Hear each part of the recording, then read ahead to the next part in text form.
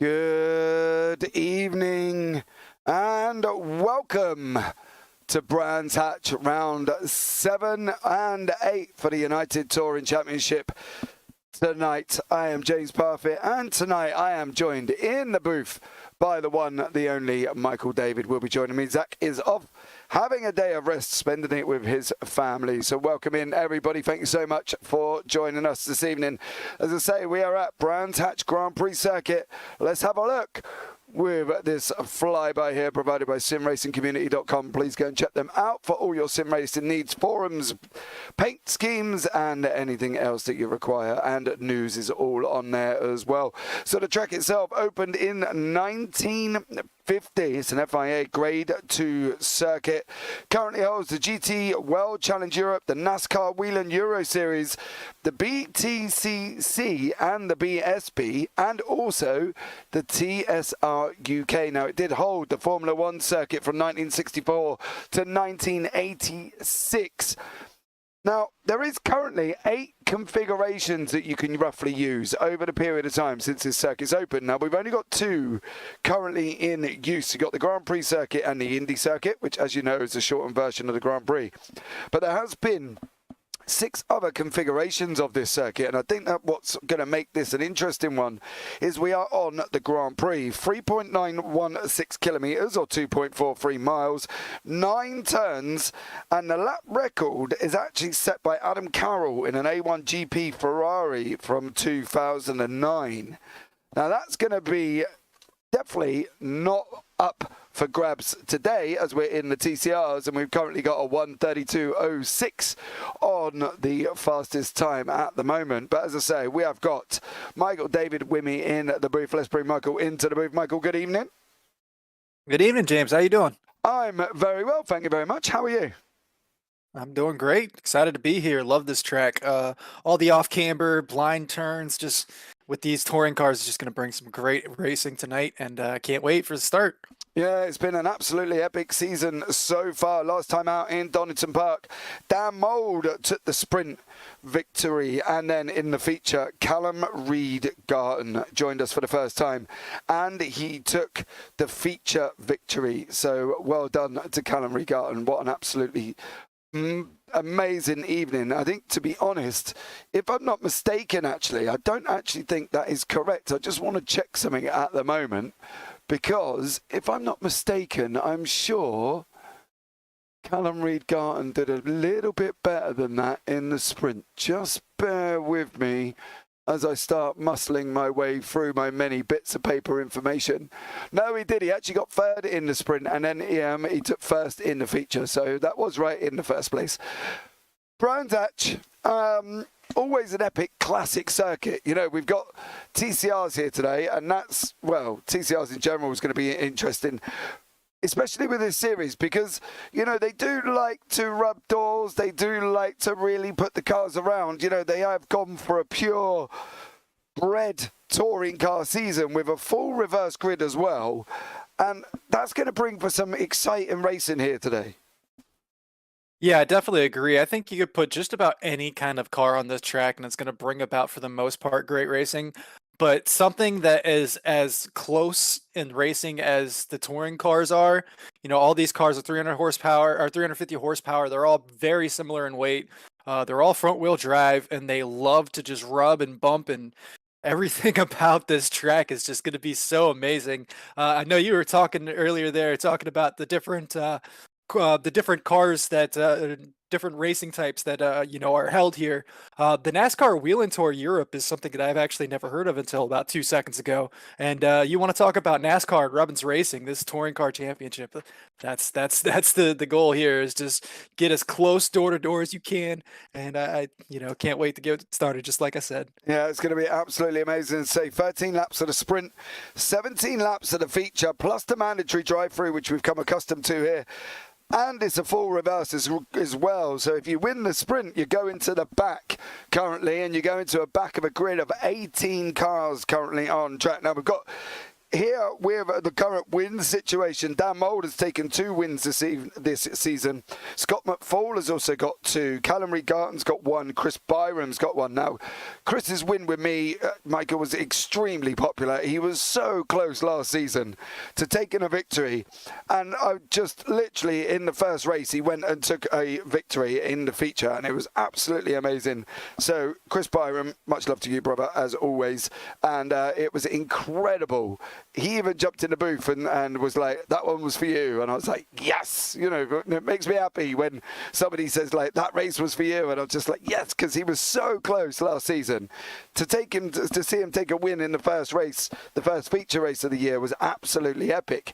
So I think tonight, you know, I'm going to pray Chris is going to have a good old run tonight, and maybe you can get the second victory this evening. Good evening, Phil. Welcome in. Thank you so much again for joining us at Brands Hatch. And what an absolutely barnstorming race this is going to be. Currently on the times on the doors, you can see him. Dan Mould is topping the times on a 1:31.720.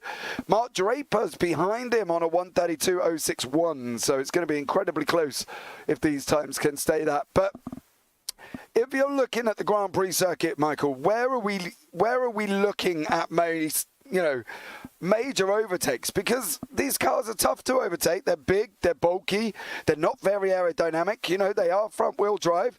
There's not a lot of aero suction going on. So where do we think we're going to see most of the overtakes tonight?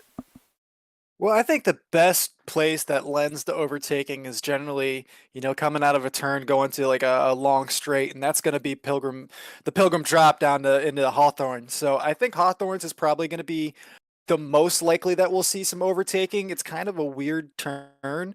It seems very straightforward when you look at it on a flat map, but then when you go out and drive it, it's kind of got its own little, concave to it almost, just like every other turn on this corner. Now, yeah, we see there getting a little sideways. Adam Delmont going into that first turn. That's Paddock Hill. Paddock Hill is also going to be a very exciting place, not necessarily for overtakes, but just in general. Well, on lap 1, it's definitely going to be lots of overtakes there on lap 1, but that's just a very complicated turn in itself. And I'm going to be saying that a lot. I'm going to be describing these turns all a lot because they're all so unique, but they all have their own little quirks. They're all, for the most part, off camber. There's so many, blind turns. You're coming up a hill, and all of a sudden you're just around a corner, and you have to carry your speed, carry your momentum. You think about going through a roller coaster ride with your eyes closed, and all of a sudden you're going down a hill and your stomach just drops.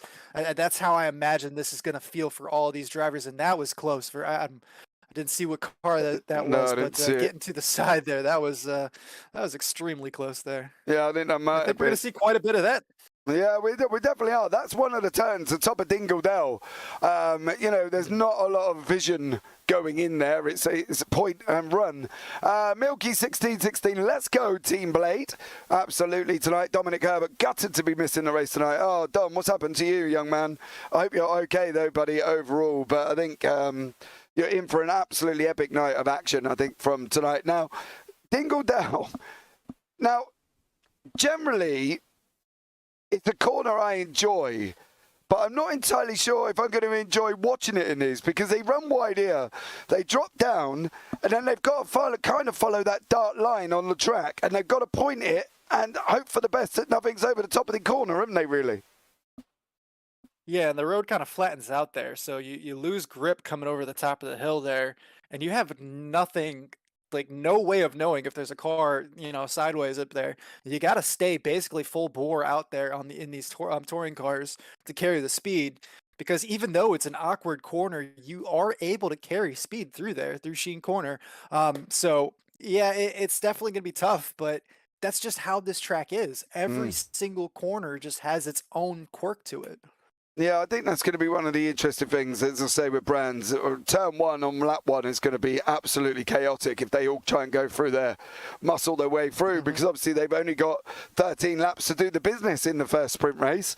And if they all rush down through turn 1 at Paddock Hill, come into Druids, we're probably going to have half the field left, because it only takes one to spin the car around, and literally everybody else is just bang, bang, bang, bang, bang, bang, bang. And then we've got no cars left on track. So they've got to be a little bit more sensible going around that turn 1, haven't they? Yeah, they definitely have to be very careful coming around, especially on that first lap in the sprint race, because everybody's going to be trying to move up as quickly as they can. It's not a super long race, 13 laps. It's a decent amount of laps there, but not very long. So you got to make your moves as quickly as you possibly can here. That being said, we don't want to see anybody getting loose in that turn and just taking out half the field. It's going to be quite a balancing act there on the tightrope coming through that first turn on lap one. Absolutely. Mark Draper currently in second place on a 1:32.06. Now, Mark did have the fastest lap in the feature race at Donington Park. So Mark is naturally quick here. So this should be a really good one from Mark tonight as well, because he did have the fastest lap. Now, we've had Olivier Boltonek's got 3 fastest laps over the season. Callum Regart's got 1, Dan Mould's got 1, and obviously Mark Draper's got 1 as well. So Callum Regart here is really going to be looking at trying to do the business. He was so quick in Donington. It was scary how good Callum Reid was in the feature race. There was absolutely epic battles going on all the way through in that race. And if you haven't watched it back, I definitely highly recommend it, because you will not be disappointed at what that race brought, because it was just absolutely unbelievable action. So please go and check that out. The videos are on the YouTube channel, so you can go and have another. But I think from CRG's point of view, he's got to really kind of do his best this week. Second race out, naturally quick. It's going to be tough, I think, for anybody to really stop Callum Regart. And I think Dan Mould and Mark Draper will be probably his biggest competition. Scott McFall down in 4th, maybe. But overall, this series is so tough within the first 10 places. It could go to literally anybody. And I think when you've got a series as close as that, Michael, you're going to be in for some great racing. Yeah, definitely going to be in for some great racing, especially someplace here with this type of car. I'm just looking at the times right now. We got Dan Mould with a 1:31.72. Now that is about 3/10 faster than Mark Draper, who's sitting at a 1:32.06. Now, if you go back any further than that, though, everybody was pretty much within about 6 or 7 tenths, all the way back to I think it was about 6th or 7th. As we see here, we're coming into qualifying now. So this is really gonna, kind of, give us our real indicator here of how strong everybody's gonna be here. So let's go ahead and follow along here and see how this qualifying goes. Yeah, we've got Dan Mould out on the track first. So this should be an interesting one. It is open qualifying, guys, as you can see. So all the cars will be on track. So it's trying to find a good space of where they can go out, as we already see there. Somebody behind, who's that? That's Mark Draper. So that would be Lewis Archer, I believe. Yeah, Lewis running a little bit wide there. He has said he hasn't done much practice, so he's not expecting to be up and around on the pace. So we'll just see what he's able to do and see how he gets on. But I think tonight it's going to be rather exciting. So I feel like Brands Hatch is one of those tracks that just kind of starts coming to you the more further into your stint you get. It just kind of always felt that way for me on cold tires. It's always tough to get around here, but once you start rubbering in the track and start getting into like a comfort zone, and it just kind of just comes to you. So hopefully that'll, go his way. But that's how I've always felt about this track, is just the more time on track that I get in a race or in qualifying and in practice, it just comes to me a little cleaner than some of the other tracks do. A little quicker, I would say. yeah, I think that's got to be important as well. They've got to kind of give it time here tonight, because if they don't, it's going to be a tough one for them. I think this race, this car setup, this whole process of driving these touring cars. Now, I don't know if you've ever been out in one of these. They are not the most easiest car to drive. And I love touring cars, but I wouldn't necessarily come out in this car unless I knew I could do it. You know what I mean? And I think you need to give these cars full amount of practice, because if you don't, you're going to really struggle. And I think these guys have really got to give it the amount of time that these cars deserve, I think, Michael, and that's what we're going to be looking for. Yeah, these cars are definitely a challenge all unto themselves. You look at them and you think, front wheel drive, a Honda Civic, a Hyundai Veloster. the Audi, the RS3, and then we got what's the other Hyundai? Is it the Elantra? Yeah, you look at these cars and you think, front wheel drive, they're not going to be super fast, they're not going to be super challenging, yeah, whatever. And then you get into one and you realize how tough it really is to get around a track in one of these things. You really have to like just kind of rewire your brain coming from like if you're coming from something with open wheel or even a real wheel drive sports car, GTs, it's just a completely different type of driving, a completely different thought process. Mm. So it definitely, like you said, it takes some time. You really got to put the practice in to get these cars not only down, but to get comfortable and get that nice flow. Yeah, I think when you're a kid, my Saturday mornings was, like BTC day, watching the touring cars, and you're seeing them throwing them into the corner, you're seeing them door banging, you're seeing them giving a good old go, and you think, I could do that. And then you realize, actually, you can't. You can't just jump in the Audi and go and start becoming, one of the amazing drivers within the touring car series. It doesn't work like that with these cars. They need full practice, and I think that's the thing I think that's so admirable from these guys is the fact that how good they actually are currently in these cars. We see Cavallio go on the pole on a 1:33.783, absolutely barnstorming a lap from him. Adam Delmont is currently sitting in second place, but they're not just pick them up, drive them. There's no real easy car within this touring car set, is there? The Honda Civic's tricky, the Audi is tricky, the Hyundais, both of them are tricky. You've got to give it time, and I think people don't quite understand that within this touring car series. Yeah, and I'll explain one thing here real quick. The Audi for me was the first touring car that I tried, just because I've kind of always just liked Audis. It just seemed like what am I gonna pick? A Hyundai, a Honda, or an Audi? For me personally, I'm gonna go with the Audi. And then learning that the Audi was front wheel drive instead of all wheel drive just kind of blew my mind a little bit. Though it just didn't handle the way I was expecting it to, because I was coming in, completely cold, not understanding how these cars drive.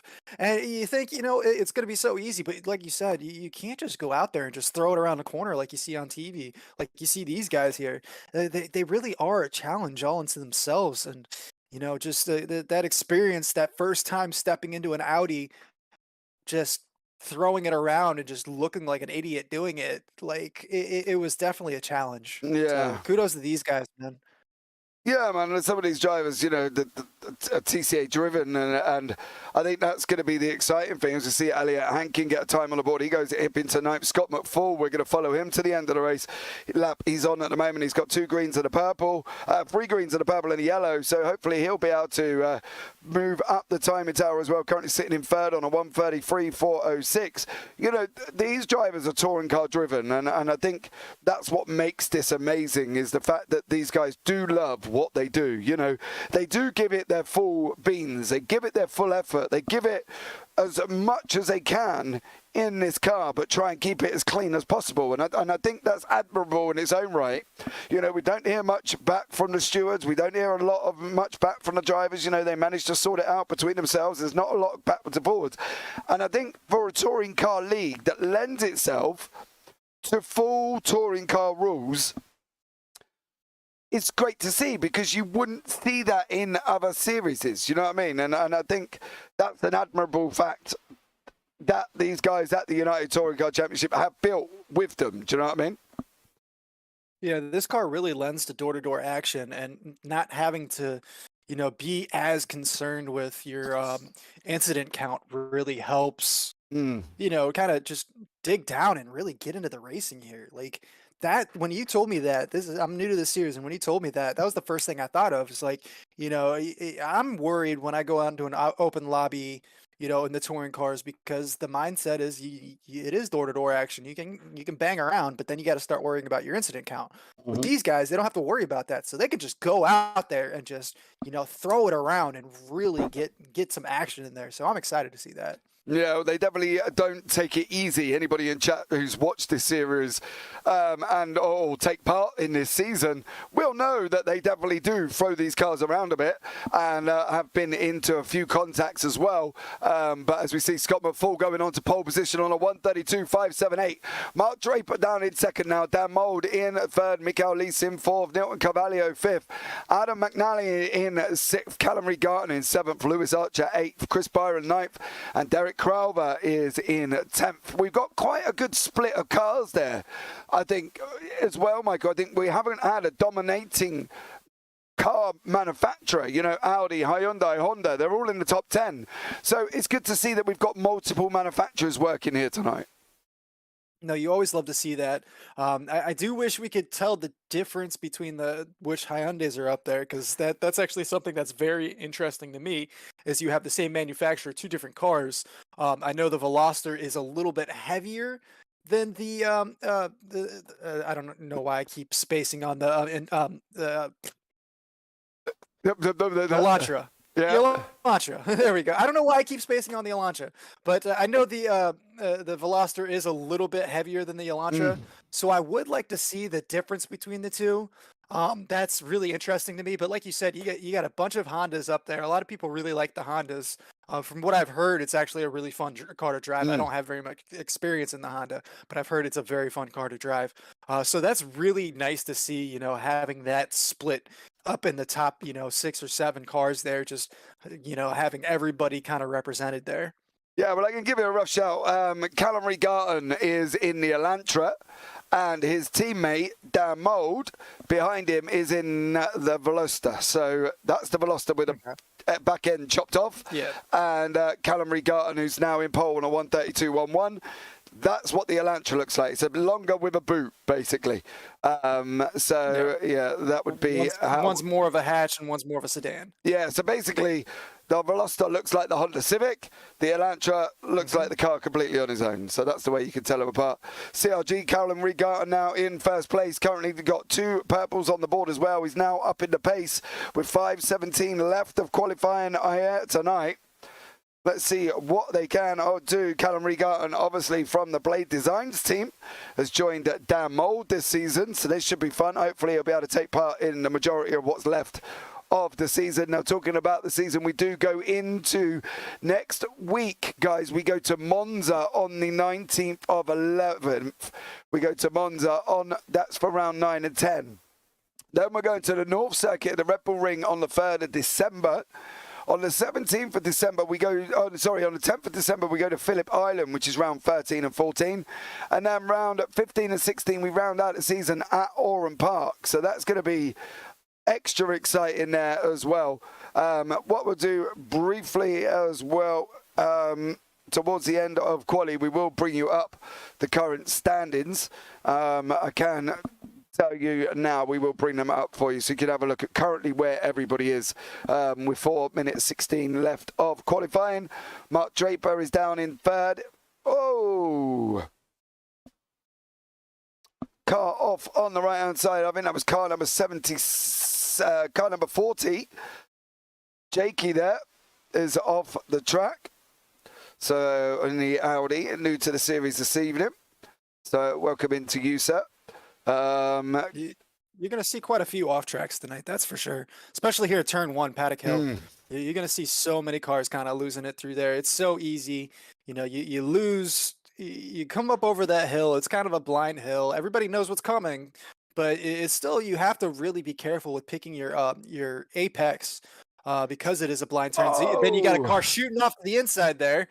So it's either you kind of either nail it, you go out into the sand, or something weird like that happens where you just kind of all of a sudden get a bunch of grip and it just shoots you to the inside wall. Yeah, that was Callum Regarton, who just set pole up on a 131.843, then goes off at Paddock Hill, which is what we said could be one of the issues there. Nobody's really improving currently at the moment. Lewis Archer here has got a green sector 4 in the Honda. Let's see what he can do in sector 5 and 6. Luke Mitchell as well. Currently green across the board. Mr. Archer's yellow in the sector 5. Pick up on Luke Mitchell is not actually that too far behind him. Is there an improvement from Mr. Archer? The 133.557. Nothing at the moment. Luke Mitchell. Let's see what Luke can do. A little bit in the second half here. Those first 3 sectors were definitely fast, but the fourth and fifth, and we'll see how about the sixth here. Green in the sixth. All right, that's going to be a 135.91 for Luke there. So unable to really. Ooh. Nearly didn't even he managed just about keep it out of the barrier. I was listening to Jimi Hendrix the other day, and I forgot how much I love the song "Castles Made of Sand." You and your Jimi Hendrix. I love Jimi Hendrix. Yeah, it's quality. He's a beast. Danny Bleak, Monza, I am back, says Danny. So it'd be good to have you on track there, buddy. I remember watching an interview with Jimi Hendrix, and the guy doing the interview asked him if he was rich. Not once did Jimmy disclose if he was rich. He turned it into, what makes you rich? If you're happy, then I'm rich. That was it. That was literally the interview. So fair play to Jimi Hendrix there. Absolutely amazing. Right, we have no real improvements currently on the board. We got 1:12 left. So we'll see how this one pans out for the last minute there with Chris Byram. Currently on board with Chris. Let's see how he gets on. Would you run a touring car at Brands Hatch, Michael? I think I'd give it a go. I think that'd be pretty fun. I don't think I'd be very fast. I'd probably be in the 140s if these guys are in the 132s. Yeah, I'd probably be in the 140s. But yeah, no, I would definitely give it a go here. But it's just a track that I really love the flow of. So I think I kind of reach Brands Hatch whenever it kind of crosses the opportunity. It's just one of those tracks that it's just like, to me, it's just got a nice flow to it. Even though everything's off camber and over a blind hill, it's still, once you get the rhythm, it's a very comfortable track to drive, in my opinion. Yeah, absolutely. So we will have a quick look at the standings, guys, as we're coming to the end of qualifying. No current real improvements now in the championship. Olivier Boltneck is leading the way on 110. Scott McFall is currently in second place. Dan Mould third. Stuart Reynolds fourth. Chris Byron fifth. Nilton Carvalho sixth. Lewis Archer seventh. Mark Draper eighth. Dominic Herbert ninth. And Callum Regarten is your top 10. Now in the Constructors' Championship, we've got Sim District Vibe eSports on 208, Blade Designs on 110, Vibe Sim District eSports on 109, CUDA 104, Blade Deliveries 78, GTR on 50, Site on 47, CUDA Evo 32, CUDA Am on 29, and rounding out your top 10 is 5-Star Motorsport. So let's have a quick look at the grid now as these guys take to the grid. Callum Regarten is in first, 131.843. Dan Mould in second. Mark Draper third. Scott McFall fourth. Nilton Carvalho fifth. Mikael Lee sixth. Derek Crowther seventh. Chris Byram eighth. Adam Delmont ninth. Laura Ubersack is in 10th. Adam McAnally 11th. Lewis Archer down in 12th place. Beyond that, we've got Ivan Balcup 13th, Sean Roberts 14th, Elliot Hankin 15th, Daniel Thomas 16th, Jake in 17th, Luke Mitchell 18th, Stuart Gibbons down in 19th place. Well, that itself is going to be terribly exciting, to see how these guys get on here in this sprint race. 13 laps. Some drivers out of position. Chris Byram, Lewis Archer, Ivan Balcup, Sean Roberts. They're not where we would normally expect them to be. But the front three is kind of a Blade Designs lockout, really, with Callum Regarten, Dan Mould and Mark Draper. So, let's see what these guys can do with the Sim District Vibe eSports team behind them. Everybody is on track. The lights are going out now. Here we go. 3 lights, 4 lights, 5 lights. And we are green here tonight as these guys go rushing down into turn one. And it's CRG Callum Regan out in front currently at the moment. He's taken the whole shot with Dan Mould and Mark Draper from Blade Designs behind him. There's Kuda Works. Evo's all fighting over the back of him at the moment. Further down the order there, and they're having an absolute barnstorming run down here in the middle with Laura Ubasek, Lewis Archer, and Sean Roberts. They're all battling away nicely. There's another Blade Designs. That's Derek Crowther in the mix there, Michael. Currently, everybody stayed on track. Yeah, everything seems to be going pretty smoothly here. Only a couple people really falling backwards. So, you know, you got, for the most part, a very clean first lap here so far. Good to see that, especially through turn one. Turn one is really when you start seeing all the kind of chaos. As we see a couple cars here going wide, too wide down the straight. And I believe this is probably where we're going to start seeing some of the overtaking here. Yeah. And, yep, there's a move right there for Lease. Oh, he's running Scott McFall on the outside. Down Dingledale we go. Dropping up, down into the ditch. Dingledale corner, blind right-hander. As we said, there you go. Up over they go. And that's Scott McFall down in 2 places into 6th currently at the moment. So Scott has dropped down the order a little bit. Callum Regan has gone on a flyer. Derek Crowther is in the gravel. Derek Crowther is in the gravel. Luke Mitchell, Scott Gibbons are also out as well. But here is the Scott McFall, Mikael Liesbau as these guys go running down into turn one. Yeah, Scott McFall really on the back bumper there, trying to make a move on the outside. This is going to be tough to hold it around the outside here. See if he's trying an over-under instead, because you can't really go too wide there in that first turn. It looks like he's going to lose a little bit of momentum there. Now he's got a Honda Civic right behind him. The Honda Civic of Adam Delmont trying to open a door here through the hairpin of Druids and coming down here into Graham Hill. It looks like trying to take that high line definitely did not work out there for Scott McFall. No, but he's got the inside for Surtees. Oh, Mikael Lees. Can he hold it? Very well held. Good job for you. Unfortunately, you lost a position to Scott McFall, but Adam Delmont is flying, climbing all over the back currently at the moment. Where's Delmont going to go? As these guys are running down now through Pilgrim's Drop, through Hawthorne, up this little short straight, and then we go into Westfield. Adam Delmont on the outside. Not an ideal place to try and make these moves, though, here, Michael, is it really? No, it really isn't, mostly because of the blind turns, but it looks like he's going to be looking on the inside here. He's going to try it, and it looks like he's got the opportunity done here, but that was definitely a dangerous send as he gets the lights flashing at him from behind there. And he gives the position back up, so yeah, he definitely knew that wasn't exactly the right place to make that move there. That was tough, and luckily they both made it through there unharmed. Yeah, absolutely. Just bear with me. I am trying to look. Hopefully the sounds have come back on now. Not entirely sure why they weren't on in the first place.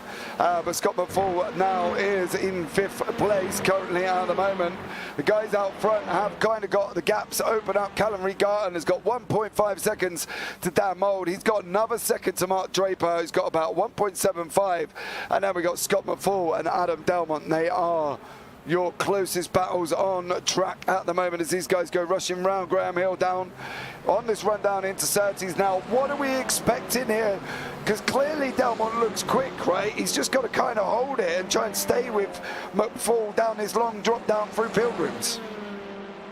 Yeah, he's had the opportunity a couple times. He's got the speed, but I'm just not sure he's able to really make it work for him so far. He's had to back out. We saw him make the move there earlier through Sheen Curve, but he had to back out of that. That was just a little too brave there. And it looks like this Audi here, Scott McFall, it really has the grunt to kind of hold him at bay down that long straight. And then it isn't until we get to the twisty bits that the Honda of Adam Delmont really seems to be coming on here. So it's going to be a bit of a battle throughout this race here to see what Adam can do. We know he's got some pace, but it looks like the Audi's just got a little bit more grunt down the straight. Well, here we go. Jump on the nose with Adam Delmont, currently up 3 positions. Can he hold on to McFall? We know McFall's quick. Exceedingly quick at times, but Reed is Regan on a 132.605. This is where he kind of loses it, doesn't he, really? Yeah, no, he really kind of does lose it. It's more of the straights that Honda kind of falls off a little bit. But then, you know, coming into the hairpin here of Druids, he starts to carry a little bit more speed through the corners. And then coming down here, we'll see if he's able to do anything with Graham Hill there. This has always been a corner that gives me a lot of issues. Whenever I try to drive Brands Hat, that's usually the first place that I go off is just coming out of the exit there. I kind of always just seem to carry a little bit too much momentum. So that's always been a tough corner for me. I do want to point out here in the YouTube chat, we got SRL TV. Come on, Team Blade. Blade Designs, 1, 2, 3 right now, absolutely dominating up front. Yeah, Chris Byram is under attack here as well.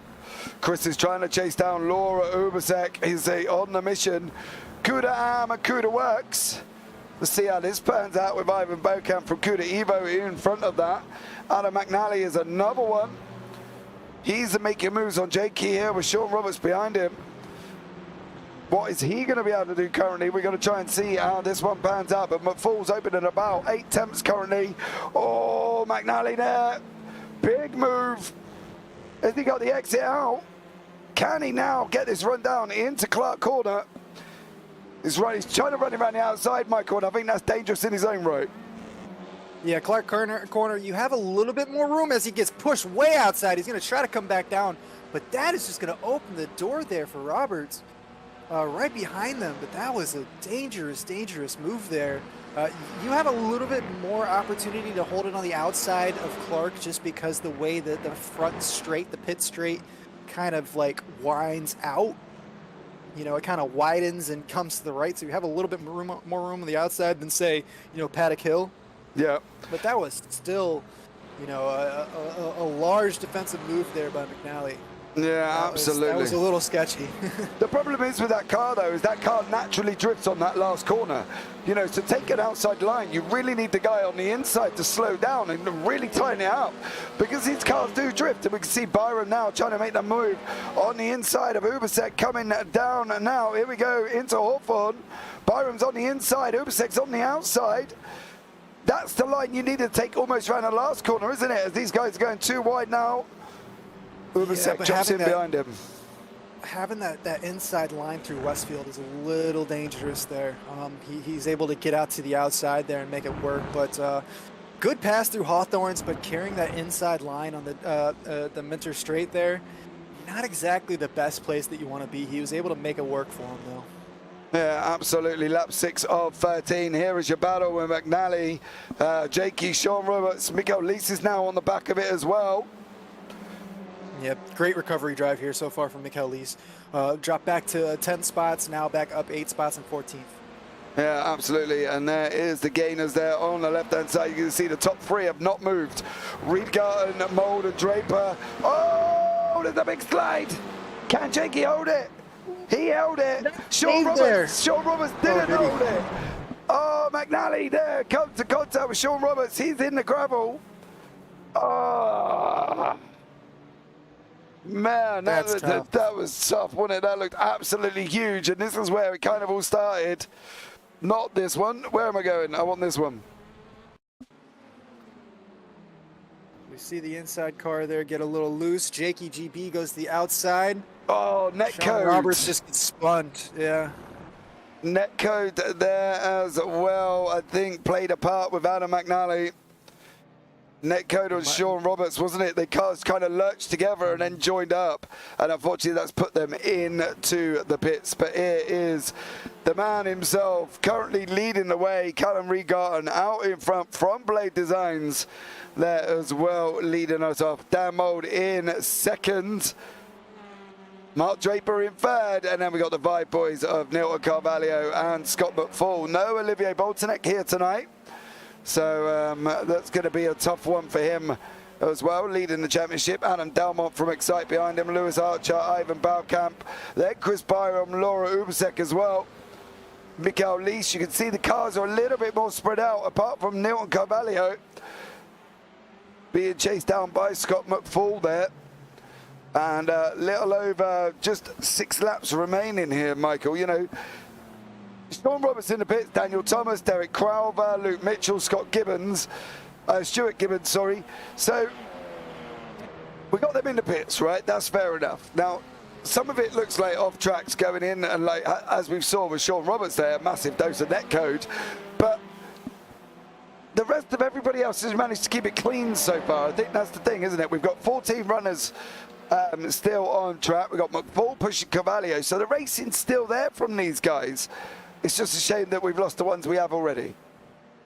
Yeah, it seems like we've had, for the most part, a pretty clean race here. And that's Michael a great move there. McFall's gone up the inside. That was round Westfield. Brave move from Scott McFall. Yeah, that was definitely a great move there. Perfect opportunity, perfect timing. Just made it work for him. Scott McFall up into 4th place here. Not really surprised there. That was a solid pass. Perfect time. I do want to point out Mikkel Lees was the big gainer out of that big incident just moments ago. Now up into 11th place, wasn't 14th right before that all happened. So Mikkel Lees starting to really work their way back up through the field. Lewis Archer and Ivan Beaucamp both up 5 positions in 7th and 8th place. So those poor starts that they had there, poor qualifying efforts, definitely making up for them here in the sprint race. Absolutely as well. I know Lewis was a bit worried about this circuit. Hadn't had much time for practice between running the league and obviously IRL, and you know, life generally has been a bit manic for Mr. Archer lately as well, and he's done a stellar job with putting this season together, and you know, him and Chris have worked really hard, and this is what we've got at the moment, quality racing. And he did say he would struggle, but I think for the climb that he's gone up 5 from 12th to 7th, it's just testament to how good he is in the car in general, isn't he, really? Yeah, he seems like he's very comfortable with that car. And like I was saying earlier, this is a track that really starts to come to you the further on your stint you go, especially as it gets rubbered in. It just becomes, you get in that flow and it just becomes a little more natural. He is under a little bit of pressure here by Ivan, but that being said, he looks very comfortable, and I think this has been a great first race here. Especially since he hasn't gotten the practice in. Yeah, absolutely, and it'll be interesting to see, because obviously he will move positions for the feature, what he will be able to do there, and I think that's going to be an exciting one to watch Lewis Archer and see whether or not he can improve as the time goes on and as the race runs. We've still got 4 laps, and we've got Reed Garton doing the fastest lap of the race currently as well, 1:32.112. Well, Reed Garton's kind of flying at the moment, but I kind of expected that and mentioned that at the beginning. I think he was naturally quick, and I think anybody's going to be tough to try and get past him. Yeah, his fastest lap is a 1:32.11, which he had just done. That is half a second faster than Dan Mold, who's got a 1:32.57. So yeah, he's definitely got the pace to just be absolutely running away with this right now. Great pickup for that team to bring him in here. And he's obviously very comfortable with the car and getting ready to really show himself, make a name for himself here at the end of the season, but really come in, end strong and start next season strong as well. Yeah, that's what we're going to be looking at here, I think, as well with Callum Reed Garton. This is not going to do his championship any harm whatsoever. Lewis Archer now here with Ivan Beaucamp in front of him. So let's see how this one pans out. I think this is going to be a very exciting race here. So let's see with Ivan Beaucamp, Lewis Archer and Chris Byron what they can do. Cuda works. Cuda Evo. Oh, Beaucamp's off. Beaucamp's off. Here comes Archer. Regard again, another fast lap, 1:32.104 as we're on the literally 3 laps remaining, Michael. Chris Byram's just cleared Ivan Beaucamp as well. He's now running Lewis Archer around the outside. Oh, the Cuda boys giving us a battle here. Yeah, just taking advantage of the inside there. He had plenty of grip and was just able to hold it. That was a very, very, very brave move there, but able to hold it on the inside. Gonna take care of that. That's going to move him up into 7th place. Ivan Beaucamp into 6th place, or into 8th place now. And it looks Archer's trying to make the move, but he had to back out of that into the hairpin. Yeah, he looked like he was going to really, if he carried on following that through, his nose would have gone, and I think that's the problem there for Lewis Archer. You can't push the situation when the door's closing, because there's only one thing that will happen there as well, and that will be your noses be gone, and you don't really want that either this evening. So Lewis Archer here, this is one of your closest battles on track. The other is Adam McNally and Jakey here. These guys are literally 0.4 second back. They're the same as the battle in front at the moment as well. So let's see what McNally can do from the Excite team here as he's coming down Pilgrims. We've seen that Audi very strong down the straights there, but the Honda Civic very strong in the corners through the twisty bits. So we'll see how it goes through here. It looks like he's starting to really gain some momentum here, and he might be able to make a pass. Yeah, he's heading down through Dingledale drop now, up into the Dingledale corner. Blind right-hander up over the hill we go. Oh, McNally, get it on the track. Yeah. You're not going to stop it. Oh. And that put the end to that, didn't it, really? As soon as you run wide in that corner, you're in trouble. Yeah, no, you put a tire out on the outside. You have to back off completely. You have to recenter yourself. You know, coming into Sterling's, he kind of regroup. So he's definitely lost quite a bit of momentum. But, you know, he's still within a second. He might be able to get back. We got 2 more laps to go as we see Mikael Lees on the inside here. Trying to take it through the inside. He's able to get it through the hairpin. Is he able to hold on to it, though? Uberset coming. Oh. Tightened up at Graham Hill, and I thought that was going to be a nose to rear it there from Ubersek. These guys are go racing round now. Chris Byram, Ivan Balkamp. Let's see what these guys can do. This is a view from Balkamp's car on the inside. That's Byram in front of us as we're coming around Hawthorne here, Michael, and then through Westfield and into that drop, aren't we? Yeah, this is definitely the most technical part of the track, just because you lose so much grip here. You just fall off a hill, literally fall off a hill. When you come up the hill, you grab your grip back, everything's fine, and then all of a sudden you're through a blind corner, and it just flattens out. It's so easy to dip a tire on the outside there. Then you hard on the brakes to get through here into Sterling's, and then you're just flat out. And then it's just another off-camber turn here. You go down into a little dip into Clark here. Clark, it starts on camber, then it drops off camber, then it's back on camber, then it's on camber throughout here, and it just kind of drops off. And it's just, it's not just elevation change that's the issue with this track. That's the challenge. It's the elevation change with the off camber, with the on camber changing in the middle of the turns, and then you throw in the blind turn, like coming up into the hairpin here. You have to know where your braking point is, because you can't see the hairpin until you're in the hairpin. Yeah, I think that's one of the tough bits with this circuit. Is the blind situation. I think that's the challenge, isn't it? Really, the blind curves and stuff like that. SRL, I can't believe there's so many Hondas. I find it to be the worst of all the cars. Well, Adam Delbont, Chris Byram, Ivan Balkamp, Lewis Archer, Laura Ubersek, and Anna McNally, and everybody beyond that. Elliot Hankins, Sean Roberts, Daniel Thomas, Luke Mitchell, and Scott Gibbons seem to like it. So I'm not entirely sure if we'll take your view there, SR, because these guys seem to give it a good old go and seem to like the car itself. So there you go. Final lap of the race for Callum Reed-Garton. There is Callum Reed-Garton now. Final lap of the race here tonight. Sure why all the cars. Absolute. Yeah, I'm not sure what happened there, but absolute dominance here in the sprint race by Callum Reed-Garton. I'd also like to ask the chat out there, especially you, SRL TV, what, if not the Honda, what car would you prefer? You got 4 choices here. Obviously, the 2 Hyundai, the Elantra, and the Veloster. I finally didn't forget the Elantra that time. And then you got the Audi RS3, and then the Honda Civic. Which of those 4 cars, which would you pick? I think for me, my first choice was the Audi, and it was a bit of a head scratcher from what I was expecting it to be. So that was my first choice. I'm not sure what I would pick right now, though.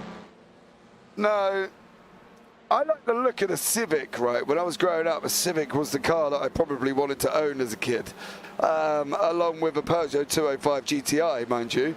But, you know, the Civic would have been the car I would have chose. But I've heard it's a bit up and down on the handful situation. So, you know, I'm not entirely sure whether or not the Civic would be best, but we're going to pick up our leader. Callum Regarten is going to go across the line in the sprint race. We'll start the feature at the back. And Callum Regarten there takes the victory. Take a bow, young man. From Blade Designs, Dan Mould in second. Mark Draper in third there. He takes the third place. Scott McFall comes across the line in fourth. Nel Carvalho in fifth. Adam Delmont in sixth. And then Chris Byram there coming across the line in seventh. Private Bowcat behind him. Out Lewis Archer has got Miko Elise for company as these guys come across the line. Laura Ubasek comes across the line as well. Adam McNally. And then your final runner is Jakey there. So Callum Regarten, Dan Mould. And then in third place is Mark Draper. So fair play to them ones as we go into a little bit of a warm-up. Well, your answers in chat. What would you take? The Hyundai Veloster has better turning, but Elantra takes the curbs like a champ. Go Team Blade Designs. Yep, says Craig Waters. So there we go. We will bring you up the results now. This is the results of the first sprint race here this evening. So Callum Regarten is in first place, Dan Mould in second, Mark Draper third, Scott McFall in fourth, Little Cavallio fifth, Adam Dalmont sixth, Chris Byram seventh, Ivan Balkamp eighth, Lewis Archer ninth, Mikael Lees 10th, Laura Ubaseks 11th, Adam McNally 12th, Jakey GB down in 13th, Elliot Hankin 14th, Sean Roberts 15th, Daniel Thomas 16th, Derek Crowther in 17th place.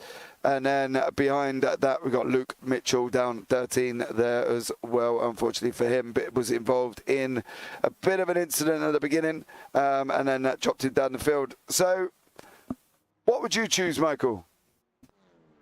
You know, he's saying that the Veloster's got quite a bit of a better turn-in, and the Elantra takes the curbs like a tramp. Well, the one thing about this track is there are curves, but not anything you really need to worry about. So I would probably, if I had to choose, I guess I would give the Veloster an opportunity to run here for its money, just to give it a go. I think I'm going to stay away from the Honda just because we've seen the Honda doesn't have quite the grunt down the straight. The Audi, like I said, I just, for me, I like the Audi. It's kind of a mind scratcher for me, just like because I just can't get over the fact that it's not all-wheel drive for whatever reason. So I guess I would have to go with the Veloster, being that it has great turn-in according to SRL TV. So there you go. I'd go with the Veloster. Okay. Fair play. What about you? I'd love to go with the Civic, but I've heard it's a bit of a pain to try and drive. Yeah. So maybe the Elantra might be a little bit heavier for me. But so maybe the Elantra, I think I'd like to go with. All about the family sedan. I like it. Yeah, well, you know. Yeah, that was. I've got, you know, I've got kids, so I've got to put them in the back of the car somehow. Yeah, true. Yeah, I don't have to worry about that. I've just got the wife and the dog to worry about. So. Yeah, I well, don't that's have those parental issues. Right, that's why you pick the Veloster, haven't you? Because you know you don't need much room. Where me, I've got to try and get the 5 seats in. You know what I mean? So they've got to make the use of them. Yeah, for me, I'll just take the back seat out and turn it into a giant bed for my dog. Well, there you go. Let him in the hatch, make it nice and easy.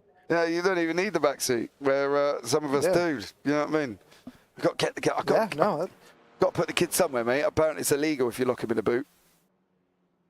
Yeah, I mean, you could always tie them to the roof. I'm not sure if that's frowned upon or not. You know, here in the States, they just throw them in the bed of the trucks. So I don't know if they do that out in the UK. No, partly because we don't see many trucks with the back bed's on it. I think, you know. So Well, that's a shame. yeah, That's a shame. Trucks are awesome. yeah, mate, I'd love to own a truck myself, but you know they're crazy prices over here in the UK. So unfortunately, that's never likely to happen. And as I say, unless I could put the kids somewhere, which would be in the back of the truck, that would be fine. But you know, I think at the end of the day, we're now going to be in a situation where Mould, Reed Garton are now going to be coming through the field because they're going to be at the back, aren't they? Yeah, all three of those guys that won that race there, they're all extremely fast. Just the Blade Designs team itself is absolutely dominating that first sprint race. I find it very hard to believe that they're going to be staying in the back of the field for too long, but that's going to bring about quite a bit of interruption and a little bit of, confusion here throughout the field.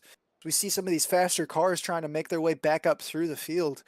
Some of the cars that didn't do so well in the first race. But that being said, a lot of the cars that are going to be starting up front really didn't run very long in the sprint race. So we don't have quite the perception or quite the idea of what their true race pace is, because a lot of those incidents happened very early on in the race. I think that's the thing. I think, we're going to see how they get on. They're going to have to go some, I think. I think that the last thing we really need to see is, they've got to get away because Callum Reed-Garton is going to be coming through, and Dan Mould is another one that's going to be there or thereabouts, and is going to be wanting to make moves as well. So they've got a lot to kind of contend with here, I think, with these guys coming through. And it's going to be an interesting one to see how these guys handle that issue. As we've got 4:37 of warm-up. So how many reverse? Full reverse. Full reverse. It's always been a full reverse, and there probably will continue to be a full reverse as well. Always a full reverse. That's awesome. It's really going to throw a lot of strategy to the wind here. Another thing that you were pointing out, there's a mandatory drive-through, not a pit stop, a drive-through. So when you are sitting in the back of the pack and you know you have pace, I almost wonder as they try drifting around this track here, just kind of showing everything off here. I'm a little jealous. I want to go drifting now. Yeah, it's Lewis Archer there in the Honda. It's kind of funny. You don't really see too many people, drifting front-wheel drive cars. You really got to rip that e-brake, but it's not as easy to do as a rear-wheel drive car is. That's for sure. Yeah, not sure why Archer's just taking it in to the barrier. So there we go. Yeah, Phil across the pond saying reverse grids seem dangerous to me. Dangerous or exciting? I'm pretty excited for this. We know we got some fast cars in the back of the pack here. Yeah, I'll take a reverse grid. I love a good reverse. But yeah, it is a full reverse. So full reverse grid. So you'll be watching them slice through the field with 3:13 left on the clock here tonight. It's definitely going to be interesting. I think with the speed of Callum Reed-Garton, I think we could be in for an absolute cracker. Absolute cracker of a race. I definitely think that's the case. Now, in reverse grids defenses, if it wasn't for reverse grids, I'd never see the front row. So, it's true. I love them. I love them. I need them. You and me both, buddy. You and me both. That's why I'm in the box, mate. Trust me. I literally managed to get out and drive. And do you know what car I was driving as well? And I know you like the SR8. That's what you like, right? But you've been doing the SR10 for your league. But we recently finished a series, and let's just say I was driving around 90 laps in an Xfinity Camaro. Really? Yeah, that's literally all I've done last week when I did get the brief opportunity to drive, which was basically in the brief hours of the morning because my daughter was sick and she was just chilling out on the sofa and half asleep. Dad had a little bit of a drive and I was doing the Xfinity Camaro. Apparently NASCAR is really trying to reach out to the European market. I enjoyed it. They're trying to follow in the NFL's footsteps. The NFL has a game in American football game in Munich tomorrow. That's the first time, which they say is the first time the NFL's been to Germany. But wasn't there the NFL Europe? Didn't they have? There was an NFL European League. It went down like that's where Kurt Warner came from. Yeah, it went down like a sack of potatoes. It wasn't the most popular thing in the world. But I can't imagine it was. No, but since they're holding games at Wembley and at the Tottenham Hotspur Stadium, they've become a lot more bigger over here in the UK. So, you know, it is getting there, but I don't think we'll ever have our own series. However, the other week, I was driving down by Bournemouth, and there was an American football game going on. So that was quite interesting, yeah. That is. It wasn't rugby, it was actually football. No, it was American football, yeah, full pads, everything. I did check. That's interesting, because the big thing is, you know, in Europe, like here in the United States, the way that, you know, it kind of works its way up from the high school level to the college level to the NFL, where in Europe, you don't really have that college level the same way that you do here in the United States as far as sports, academic sports go. So it would have to be some sort of minor league to kind of fill in for an NFL team.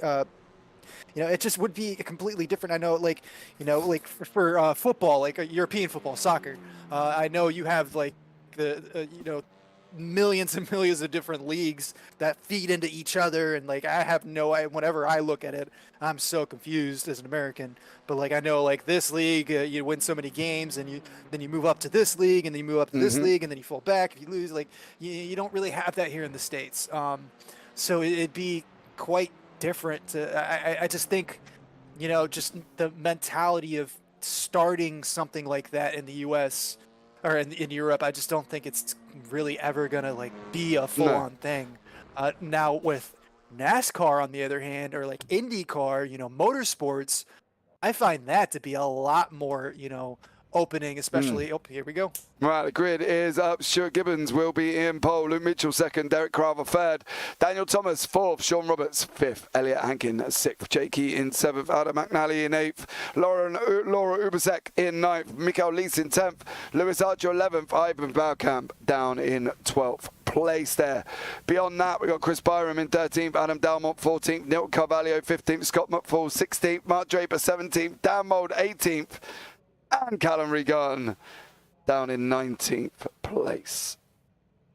Well, this is going to be exciting. Yeah, I'm in with you. I think this is just going to be an incredible start here today. So just tune in, be aware, get buckled up.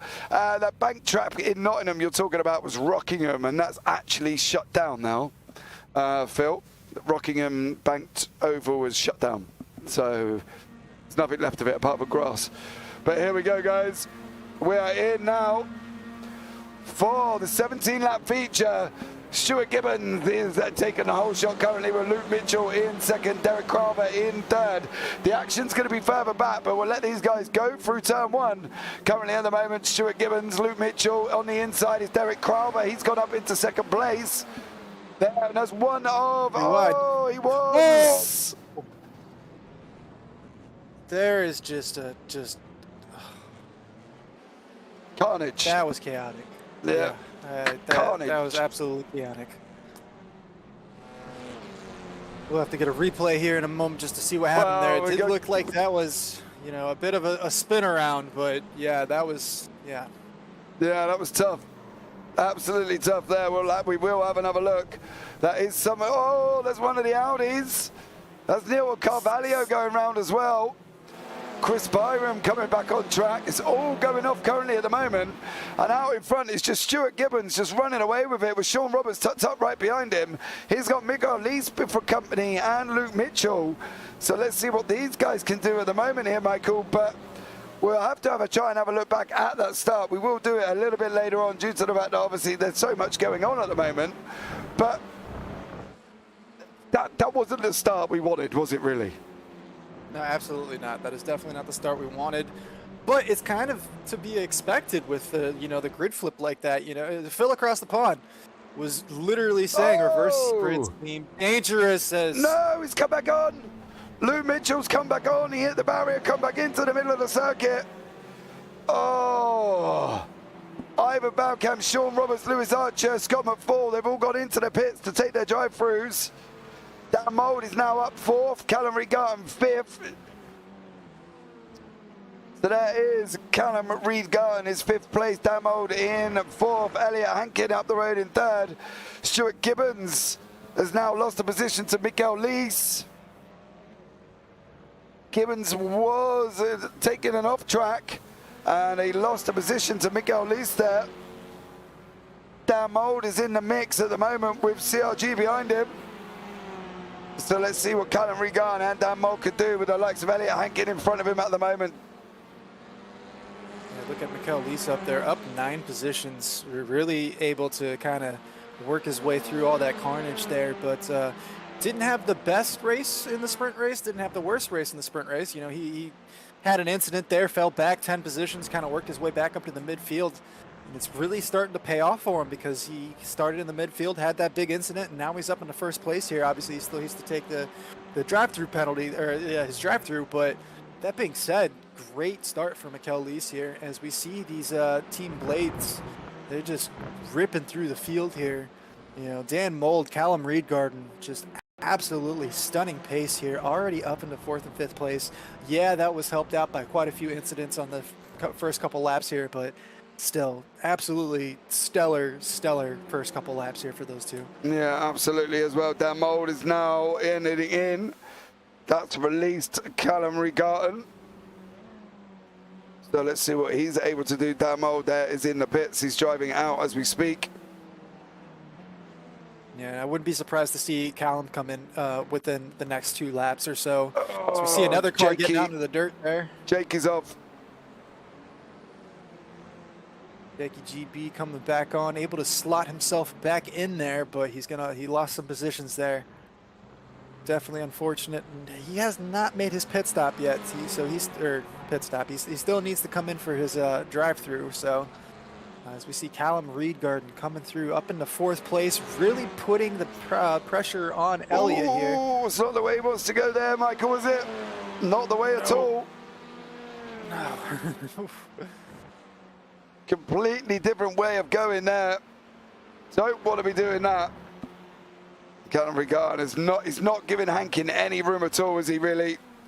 He's forcing him to take lines that he doesn't want to take. That's the thing, isn't he? He's forcing him into these lines that Hankin does not even want to go near. He didn't want to take the 2 wide there. He does not want to go 2 wide here either. But Callum Reed-Garn, we were nearly, we were in the inside there of that Civic. And Reed-Garn still now can't make it past Stuart Gibbons. He's got Mark Draper closing up on him now. If you're Callum Reed-Garn, you really want to get this lap at the latest because you want to get into that fresh air up ahead. He's got a little bit of distance. That's why he's trying so hard to get this move done right now. He wants to take advantage of that free air so he can get his in-lap in. There it goes. Yeah, he's going to be able to get it done there through Druids. Yeah, absolutely. But, that definitely held him out quite a bit there. He lost quite a bit of time behind Elliott there. So that's definitely going to bring in some Dan Mould here a little later on into play here. Yeah, absolutely as well. SRL TV, tire cooling, maybe. Luke Mitchell, Ivan Balcam, Adam Delmont are in the pits here and have been for quite a while. So let's see how this one pans out. I think Derek Crowther is out with Adam McNally. But further down, we got the Archer, Roberts, McFall, Mould battle. Roberts there just losing a position to McFall. Further up, obviously, we got Elliot Hankin is trying to keep Mark Draper behind him currently at the moment. So there's 2 little pockets of battles going on at the moment, Michael, and these guys have still got 13 laps remaining. And the guys from 6th upwards haven't had their drive-through yet either. Yeah, this is definitely going to be very challenging for the rest of this race here. You said 6 up, so we're going to see Draper's coming into the pits right now to serve that drive-through. Yeah, Draper's in. Archer's now going to come around and claim a couple of spots. Can he get ahead of Mark Draper? That's going to be the question. Draper's there. Archer's done it. Archer has cleared Draper. So that's Archer in 5th place now. He's up 6 places. Callum Reed-Garn up 16. Incredible. McFall's taking the inside of Druid there. There was slight contact. Oh, Michael, that could have been dangerous. Yeah, that was definitely very close. That contact there, he looked like he was trying to over-under and just wasn't able to get it done. There was a car in his way. Yeah, we see here CRG has not come in for his drive-through, so he's really trying to take advantage of this fresh air right now while he's got the opportunity.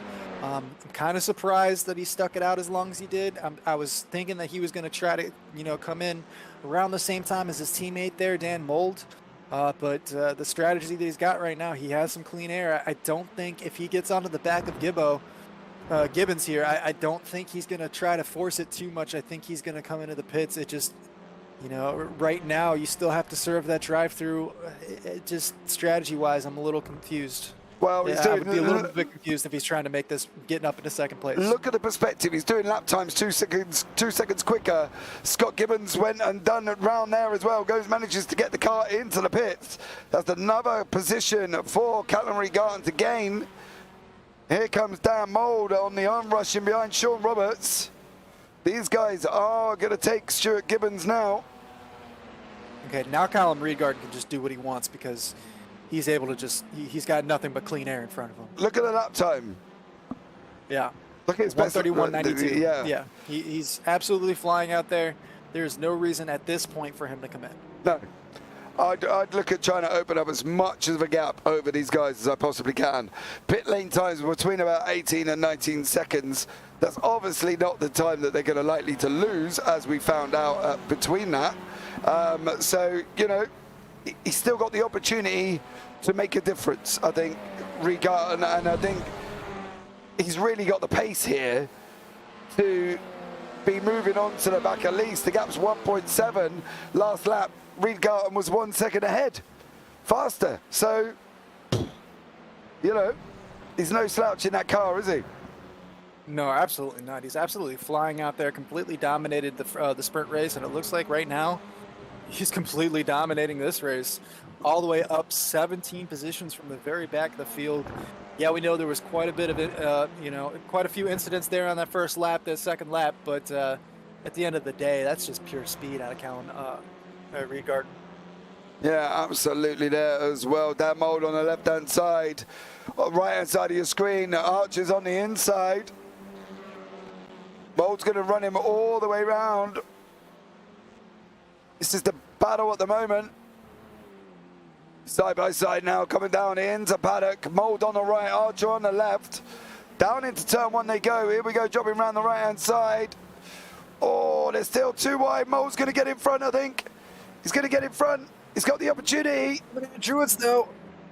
Oh. He's going to have to hold it on the outside. And he's going to have the inside here. He's good to go through Graham Hill. Nope. That is job done. Oh, no, it's not. No, it's not. Archer's going to try and take him around the outside this time. He's got to play a defensive line. That's going to compromise his exit. The problem is this is happening up front as well. Miguel Lees, Reed-Garton has pulled out another barnstorming lap. Miguel Lees is 1:36 last time. Reed-Garton on a 1:32, Michael. Yeah, Miguel Lees is definitely not putting in the same lap times. Definitely not on the same level as CRG is here, but able to really kind of make that car as wide as possible here. That Hyundai Veloster is really defending well. The Elantra. The Veloster in front. Sorry, yes. Yeah. CRG's in the Elantra. Yeah, right, he's just got through. And he has gone through, yep, just like you said, and he is going to be in clean air. I don't think, well, there is one lapped car ahead of them. That looks like, is that Laura? Daniel Thomas. Is that Daniel Thomas? Oh, yeah, Daniel Thomas there, excuse me. Yeah, so he's the only car ahead of them. Aside from that, CRG is going to be able to really just open up this gap. You said lose about 18 seconds. It's going to be close here, but I think right now, if he was to come in the next few laps, with the pace that he has, he can actually hold himself out there as long as he really wants at this point. Yeah, I don't see the need I don't see the need for him to come in. If he can hold the tyres, he's got the fuel, just run with it. Go and get as much gap as you can. Much tire drag in the sprint race, so I don't think tire drag's really going to be too much of an issue here. No, he just needs to go and basically run as long as he can, open up the gap. He's up 18 positions, mind you. He did start at the back. So there we go. Let's try and see a day's work. Yeah. Let's try and have a look at this beginning here. I'm trying to find where it kind of all kicked off. This is the first set of incidents with Derek Crowther. They're coming in up the hill here. They get about 3 wide. And he just gets bumped there from behind, and there's no place for anybody to go. Just put up a wall of cars there. The Blade Design cars in the very back of the pack, lucky to get through that unscathed. Yeah, there's McNally involved as well. Oh, looked a little bit messy. Scott McFall in 3rd place. Now, he was having a battle with Dan Mould. Scott McFall passed Elliot Hankin. So did Lewis Archer. Hankin did Elliot come in for his... No, he went off track. He went off track. Oh, he went off track. Yeah, he needs to go in as well, which is going to drop him further down. But he went off track, unfortunately, for Elliot Hankin. So Elliot there. Now, the gap between 1st and 2nd is 2 seconds. The gap between 2nd and 3rd is 10 seconds.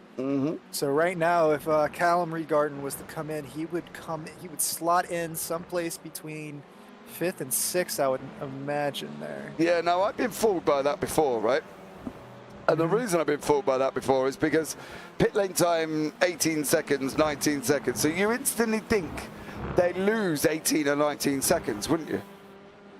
Well, yeah, but they are traveling at the pit lane Exactly. speed, so I guess it's you're probably closer to, what, 12 to 15 seconds? Reed-Garden again, So- 131.708. Flying along, Sean Roberts. Yeah, Sean Roberts here with Neil Carvalho behind him. Oh, Elliot again. Stay. Oh. Elliot Hankin not having a good time at the moment for GTR Evolution in that Honda.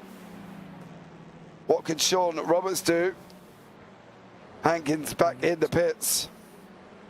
Really starting to heat those tires up. It's become a bit of an issue for him.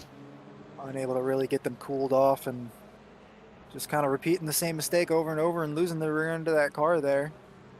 You see Roberts under a lot of pressure here by Carvalho. Yeah, Carvalho absolutely is going to look up the inside now of Surtees. They're going to be coming out side by side in front of us right at this moment in time. How is this all going to pan out? As they're dropping down through Pilgrims now. Carvalho on the right, Roberts on the left. Carvalho in the Audi, Roberts in the Honda. Carvalho got it, then Roberts got it. Now Roberts backs off, and Carvalho does take the position away at the moment. The problem for Roberts now, Michael, is he's not got it easy because he's got Mark Draper climbing behind him. Yeah, he's got Mark Draper right behind him, but just there was a perfect example of how much grunt that Audi has down the straight, just able to go from side to side to a clearly ahead in the coming into the corner to the point where he had to back out there. Draper is going to be able to really peek his nose down here into Sterling's. He's got the side by side. He's going to have the outside into Clark. Is he going to be able to make it stick though? We've seen it move. That move happen once or twice. He backs out. Yeah, for how long? How long is Draper going to back out for? That's going to be the question. I don't think it's going to be very long before Mark Draper has another go. Well, if he has a good run here through turn 1, he's going to have an opportunity to make the move into Druids. He's got to take the inside. I don't think he's going to... Oh, he is going to get there. He's going to get it into Druids, but he's going to be on the outside coming in the Grand Hill. It's clear. Sean Roberts did not really fight that as much as what, I think Sean Roberts may have wanted to do, but Crowther is clear now of Sean Roberts.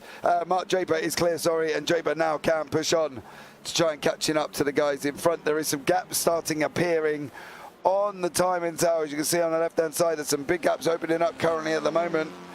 So we got Mark Draper and Sean Roberts Jakey's, sorry? I was going to say, it's almost like Sean Roberts wasn't expecting Draper to have that big of an effort out of turn 1 there. You know, he just kind of surprised him almost, you know, coming out of Paddock Hill. Yeah, definitely. Having all that momentum. Yeah, we got GB and Jakey in the pits, Hankin in the pits, Balcamp and Delmont. This man, Byram, still running. So fair play to him. Luke Mitchell is another one that's still going. So well done to them. 131.72 this time, and it was set inside of a 7-1. So he's 100 off there. That was not a very good lap by CRG. Yeah, yeah. Well, you know, 131.72. I don't know. I just compared to a 131.71, man. Yeah, I know, man. He's do better than that. Yeah, he's got to. He's only got a gap of 6 seconds at the moment to Mikael Leeks, and Leeks hasn't got in the pits either. So behind that is Scott McFall, and McFall's about 13 seconds down the road. Now, I think from that perspective, I think that CRG, maybe will he have enough? Do you think? It's going to be close here. He might want to hold out for another lap or two. He's coming down to the end here, so he is going to have to really decide when to take this lap. But he made a great call by staying out there and trying to go up for first place. And, you know, he was able to really just get some clean air. Instead of rolling the dice and hoping for clean air someplace in the midfield, he was able to just kind of take advantage and just, you know, of his pace. Great move. I just don't know if he's got enough to make the move happen right now. Well, he might want another lap or two here. Yeah, well, that's what he's going for currently at the moment. You can see the track map on the right-hand side. You can see the gap between Callum Regarden and Scott McFall. McFall is the white. Regarden's gone quicker again, 131.457. Tyre dipping on the left-hand side there. I can't see past Callum Regarden, I'm not going to lie. Yeah, just so everybody understands here, nobody else has touched the 131s this race. Yeah. Nobody. Everybody else is in the 132s. The low to mid 132s. I think the second fastest lap is Dan Mold. He has a 132.26. So that's almost, that's 8/10 faster than his teammate. That's insane. It's impressive, isn't it? Callum Regarden, yeah, has just been absolutely dominating this track today, and it's absolutely stellar. Yeah, absolutely. Really making a name for himself. Yeah, it's going to be impressive to see what how Callum Regarden's season goes. I think there's going to be an interesting battle with Olivier Boltonek if he comes back when he comes back for the rest of the season, because I think that's going to be absolutely amazing. So let's see how this one pans out with Mark Draper in 7th place. He's chasing down Neil Carvalho, who's chasing down Lewis Archer. Yeah, SRL TV, he needs to wait for the last lap possible. I see what you think, or what you're saying there, and I think that's probably what he's thinking too. But me personally, there's too many things that could go wrong. I would give myself a couple laps, a buffer, just in case I have to throw in another like ridiculously fast lap there if I have to make a move. I don't want to like have any mistakes happen to me and then, you know, not be able to, you know, make a pass on the last lap or second to last lap. I would come in just a little bit before that. I would come in probably this lap right here. That's what I would do at this point. Well, he's not going to come in this lap. He's got past. Yeah. Yeah, no, he's completely just ignoring me, but I'm not his crew chief, so I mean, there's a reason why I'm up here in the booth and not out there. He's absolutely flying, he's absolutely killing it, and does not need to listen to me. That's for sure. Well, 6.6 KIR as well. No offense. The guy really kind of, you know, knows what he's doing. However, for Lewis Archer here, he's got Neil Carvalho pushed up right behind him and Mark Draper. You know, I'd take away about 5K of that, and that's roughly where I am. So, you know, hey-ho, don't mind me. I'll sit in me little mid-pack. You a show off. Hey, mate, I'm only at 1.6. I'm nowhere near a show off. So I've been driving ovals all week. You know what I mean? There goes Mark Draper on the inside of Neil Carvalho. How are these guys going to get on here? Oh, Mark's going to run it through. He's not. Oh, that looked like some net code. I don't think they were actually touching there. Great save, though. Able to really keep it out of the wall, but I'm not sure if that was... Callum Regarden's in the pits. Here we go. But Paul is coming round the last corner. Reed Garton is just going to be looking at coming out the pits very, very shortly. He's out now. He's out of the pits. Yeah, he's made absolutely just gone. Yeah, he made it out. There is Callum Reed. There is Scott McFall. So it's just Mikael Lees who's not in the pits at the moment. So I'm sure Mikael Lees will be looking at coming on, especially the fact that his gap is there. And there is the man that's pitted right behind him. Yeah, and CRG really just absolutely opened up a giant hole there. For him to be right back on Mikael Lees like that quickly after going into the pits, even though Mikael hasn't been in the pits, just shows you the pace advantage. That being said, Mikael Lees having a great race here. Unless he makes any mistakes, I find it hard to believe that he might fall out of the top 5. I think he's left it too late. I think so? Yeah, I think he left it too late. As soon as Regan caught up with him, I would have been in the pits. He had a little bit of a buffer to McFall. He might have been able to make it work. I think he's left it too late. I think he's going to go down the order. I just can't see him surviving. That's the thing. You're right. But you see here, Callum Reedgarden is really just getting right back up on him, though. He's only a couple tenths off him now. Yeah. I think from Regan's point of view, from Lee's point of view, he should have got in a little earlier. He's coming in right now. Yeah. Regan coming in, Lee's coming in now, but watch. There's one. Yeah. There's 2. Where's Archer, though? I think he's going to be a 4th. I think he'll come out in front of Lewis Archer. Yeah, he will. 4th place. Yeah, so that's what I was saying. He's not going to fall out of the top 5. I mean, he might now. I'm not sure if he has the pace to stay ahead of Archer here, but we'll see here in the last couple laps here. But definitely great race there by Mikael Lees. He was up quite a few positions, up 6 positions at one point, up in the lead. And, you know, he had a big spin there in the first race that kind of looked like it might have ruined things for him. Got stuck in the middle of the field there in the sprint race, really making it work it out for himself here in the final. So yeah, great race there by Mikael Lees. Carvalho now going up beside Archer as these guys are coming down Pilgrim's Drop at the moment. Archer on the left, Carvalho in the Audi on the right hand side. Here we go now on this run down into Hawthorns we go. Archer's on the inside, Carvalho's on the outside. Dan Mould's coming. Mark Draper's caught right back up as well. Oh, Carvalho, Draper. Oh, Draper. Look at that run. Coming out for a dingle down now. Oh, the run Draper got was unbelievable there. Don't forget, Mark Draper did go off in the battle with Nito Carvalho. We are on the last lap of the race as well. Callum Regan into there now. The last lap is just going up through Druids at the moment. This is the last lap for these guys as well. Dan Mould putting in a 1:31.92. Great lap for Dan Mould there. Looks like he's trying to move himself back into 2nd place. Not sure he's going to be able to do so, but he is definitely moving up the field. Mould, Draper went to make a move and unfortunately ended up back out behind the back there of Lewis Archer. Last Honda in the top 5, but for how long?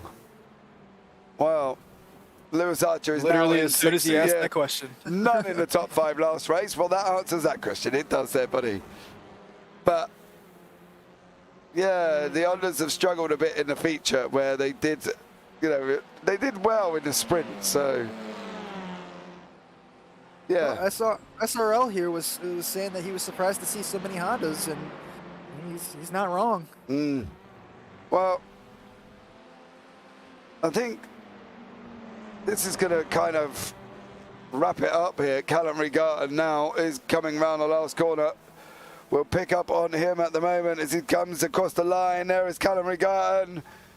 Oh, there's, I believe that's one of the GTR boys off the side there. Callum Reed in 1st. Scott McFall 2nd. Dan Mould Blade Designs comes across the line in third. Mikael Lees in fourth. Neil Carvalho fifth. Lewis Archer, Mark Draper. This is going to be the rundown. Can Draper hold it running outside? Oh. No! Yeah, he lost it there. Archer's going to get a position in sixth. Draper in seventh. Sean Roberts going to cross the line in eighth with Laura Ubasek behind him.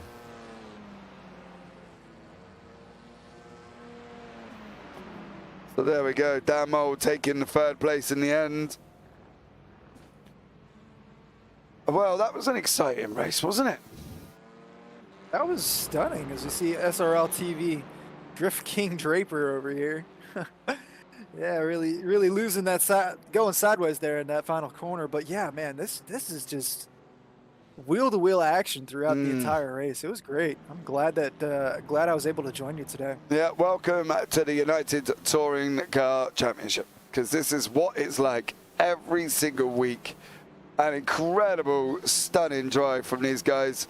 The results are up, Michael. So let's see. There you go. Have a read. We got Callum Reedgarden coming in first place, Scott McFowle coming in second place, and Dan Mold rounding out your podiums in third place. Mikael Lees, like I said, having a great race there in fourth place. Mikael up 6 positions. Milton Carvello in fifth place. Lewis Archer in sixth place. Mark Draper in seventh place there. Sean Roberts in eighth. Laura Ubersack in ninth. Daniel Thomas in 10th. Chris Byron in 11th. Stuart Gibbons in 12th. Jakey RGB in 13th. Luke Mitchell in 14th.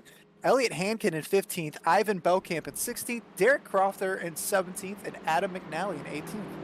Yeah, there we go. That is it. The timing tower. That's it for the results. Got Regan, Dan Mold, Mark Draper, all for Blade Designs there as well. Just Derek Crowther, unfortunately, not being able to finish after being involved in the lap 1 incident. So let's, fair play to the guys from that team. Blade Designs doing an absolute stellar job there. I think it's going to be interesting now as we move on to Monza, how this is all going to pan out here. I think the championship is so close currently at the moment that it's going to be an interesting one how these guys cope with that, and I think we'll have a look next week at the championship standings after this race. But CRG is doing a business at the moment, isn't he? He's kind of getting up there, isn't he? And I'm finding it tough to see that people are going to struggle to challenge him at the moment. I just want to have a look back at Derek Crowther. Here's the opening lap. So this is where it all kicked off, isn't it, Michael? Look, we've got Crowther here. You can see him. Yeah, everything seems fine through here. Everybody's getting a little close, but nothing too big. You're coming through turn 1, down the dip, coming up the hill. They start getting 3 wide there, and then he just gets the love tap from behind. It looks like there's 2 or 3 cars spinning around there, but it wasn't really his fault. He just got spun from behind, and it's just unlucky there, and just instantly just puts his head down and jumps straight to the pits. Absolutely. We're going to have Scott McFall is going to be in the booth with us this evening, and it's such a pleasure here to have a chat with Scott. Scott, good evening to you, sir. How are you? Yeah, I'm not bad. Thanks. Yourself, guys? Yeah, I'm still good, mate. I'm all good. I've just watched some absolutely epic racing again. Third place for you in the feature race. How do you think your evening's been overall? Yeah, to be fair, it was actually okay. I managed second with the feature race. Oh yeah, sorry, it was second. Sorry, dude.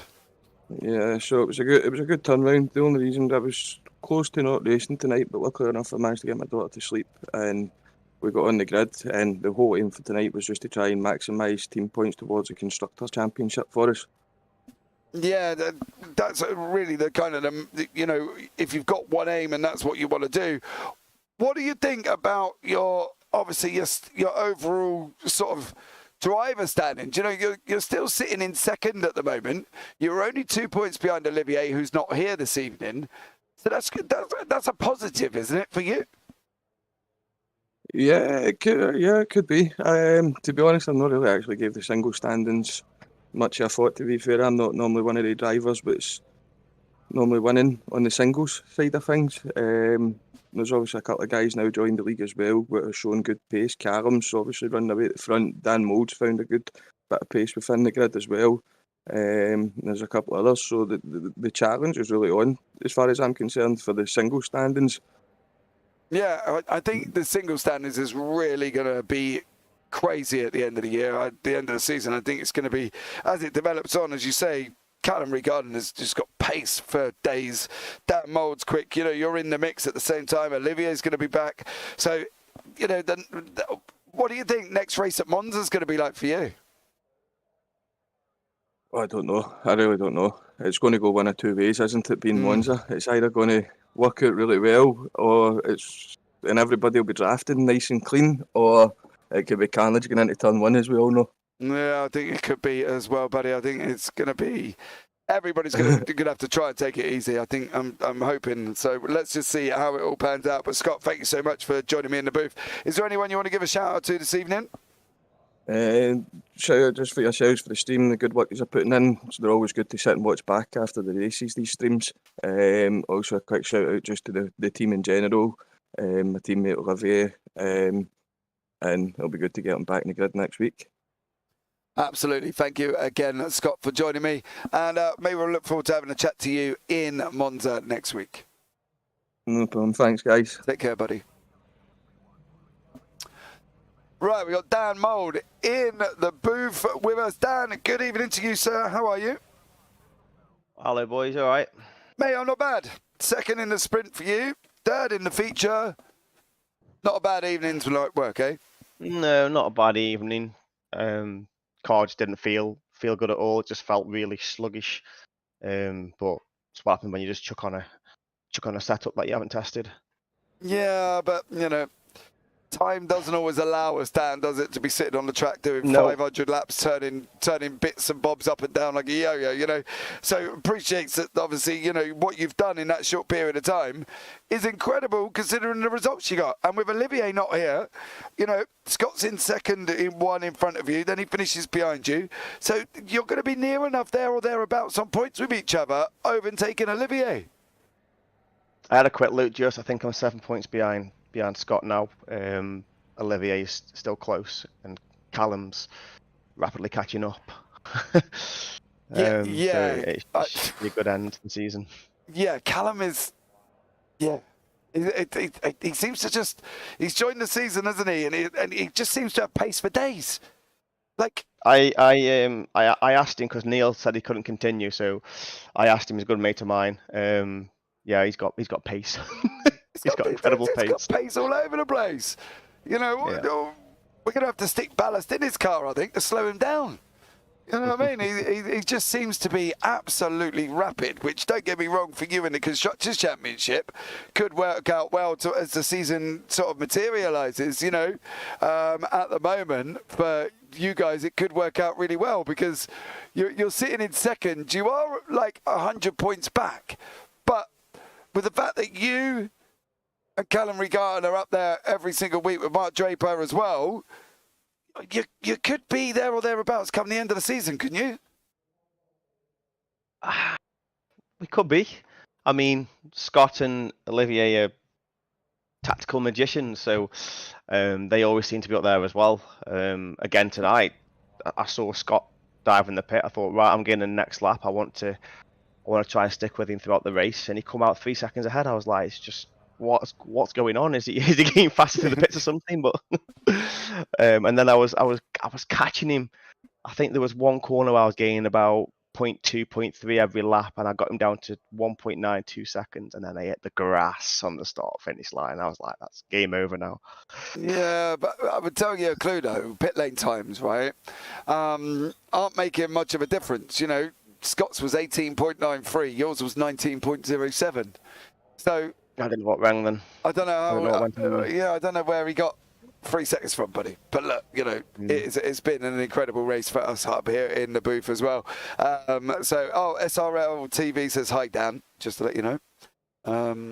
Not sure. I hope you know who they are. But Dan, is there anyone you want to give a shout out to before you leave the booth this evening? all the guys in YouTube chat who are watching. I know there's a few of them in there from SRL. You guys and Luis and Chris for hosting the actual league. It's a good league. Enjoy it every week. Absolutely as well. Well, thank you, buddy, and we look forward to seeing you next week at Monza. Thank you very much. Take care, bud. There you go, Michael. I think, you know, Dan's come out and said that obviously, you know, CRG's quick. We've seen him. It's going to bode well for the constructors. Scott McFall's come out and said that the constructors is really what they're focusing on. So it's kind of a mixed bag about who's focusing what at the moment. And Yeah, it's going to be interesting to see how it goes, I think. yeah, no, I can't agree more, especially with the fact that you have so many different track variations here. I'm really excited for Monza next week. I want to see, you know, just how strong that Audi is on the Monza straights. To be honest with you, seeing it here today on Pilgrim Hill, or the Pilgrim Drop, like just able to really pull away from all the Hondas. I'd really like to see how strong that Audi is going to be next week at Monza.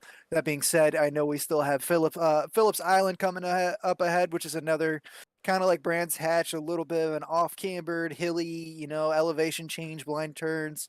And then I forget, what did you say the other track was? Oran Park and Park, Red okay. Bull Ring North.